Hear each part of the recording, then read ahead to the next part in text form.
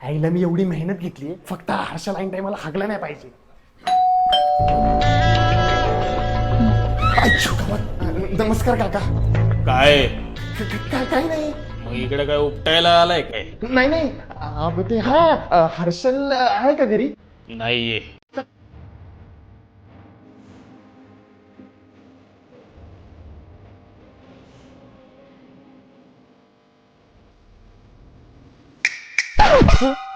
काय काय नाही काका, ते फक्त हर्षल आलं ना त्याला सांगा की ते शुभमच्या घरी ग्रुप स्टडीला जायचं होतं तर त्याला फक्त घ्यायला आलेलो. मी येतो काका.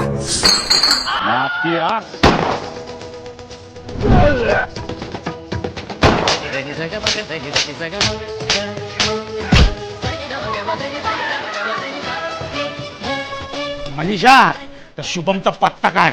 चला पण माझा पत्ता वाकावतो.